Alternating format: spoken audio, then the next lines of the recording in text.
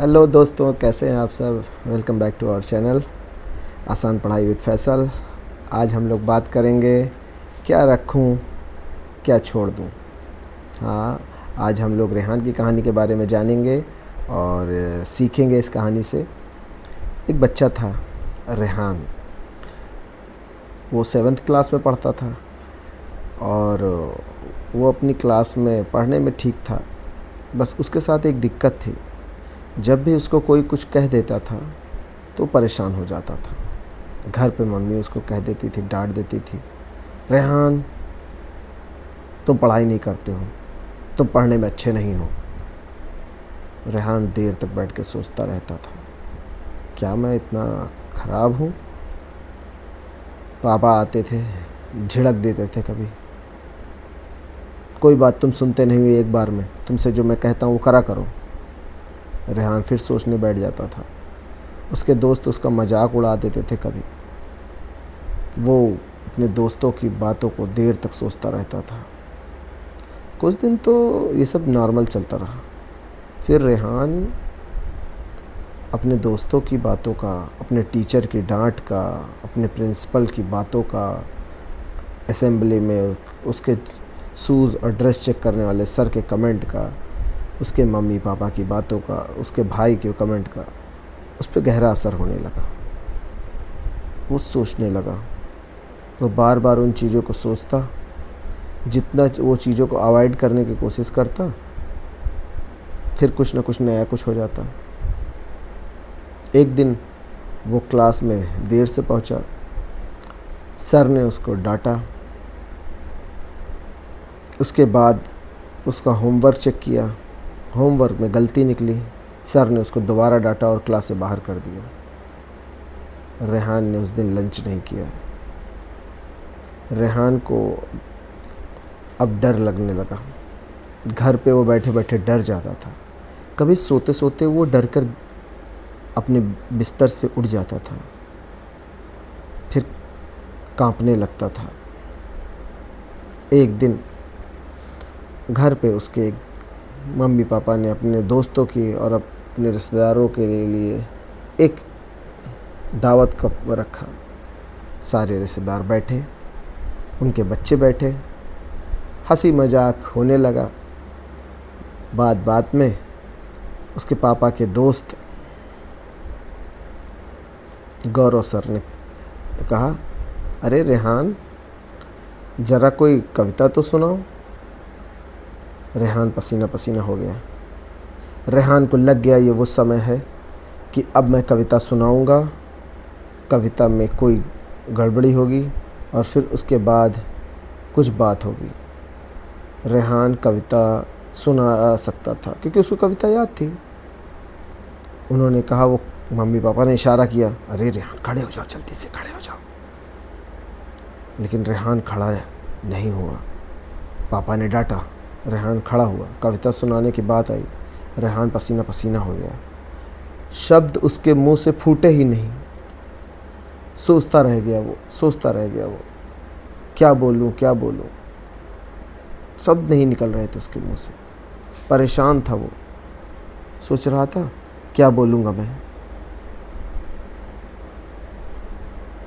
इसी परेशानी में वो पड़ा था।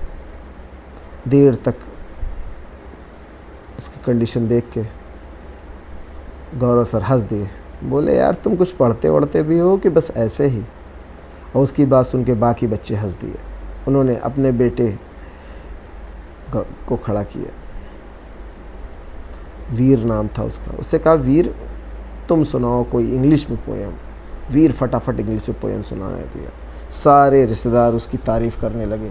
सारे रिश्तेदार कहने लगे, अरे वीर तो जैसा कोई नहीं है। रेहान चुपचाप बैठा रहा। धीरे धीरे वो डर बढ़ता चला गया। एक दिन उसकी मम्मी से रहा नहीं गया। उन्होंने सारी बात उसके प्रिंसिपल को बताई। प्रिंसिपल सर बहुत समझदार आदमी थे। उन्होंने रेहान को बुलाया। बोला, रेहान, आज तुम्हें इंटरवल के बाद मैं छुट्टी देता हूँ। तुम्हें एक काम करना है। यहाँ से 2 किलोमीटर दूर एक बाज़ार है, उस बाज़ार में मेरा सामान है, पैक बंद रखा हुआ है, तुम जाओ लेके आओ। बोला ठीक है सर, जाता हूँ, मैं ले आता हूँ।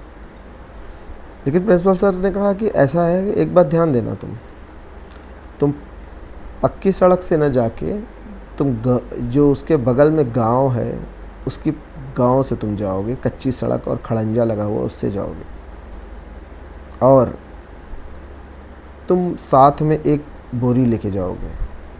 रेहान बोला बोरी किस लिए सर?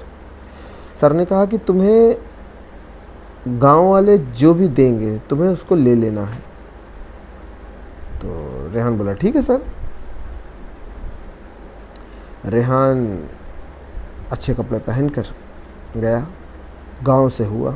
जैसे ही वो गांव में एंटर किया, गांव के शैतान बच्चे ने उसको अजनबी समझा और उसको परेशान करने के लिए वो उस पे कूड़ा, करकट, डंडा, ईंटा फेंकना चालू कर दिए। रेहान उन सब को साइकिल रोक के उठाता, अपने बोरे में रखता और फिर आगे बढ़ जाता। ये सिलसिला चलता रहा। रेहान का बोरा लगभग भर चुका था, क्योंकि गांव लगभग 1 किलोमीटर लंबा था और एक एक ईंटें जो होती हैं वो 2 से 3 किलो की होती हैं। वो पूरा बोरा भर गया था। वो पसीने में भर के किसी तरह पहुंचा बाजार। बड़ी मुश्किल से सर का एक पैकेट था, वो पैकेट एक बोरी में था। लेकिन रेहान की कैरियर में तो एक पहले से बोरा लदा हुआ था, जो सर ने बताया था कि जो सामान फेंकेगा वो रख लेना। रेहान वो सामान रखा हुआ था, इसीलिए सर का बोरा न लाद के वैसे ही वापस लौट आया। आके सर को सब कुछ बताया। सर ने कहा इसका मतलब तुमने मेरा सामान नहीं लाया? जिस काम से तुम गए थे वो काम तुमने नहीं किया? रेहान ने कहा हाँ सर, मैं वो काम नहीं कर पाया।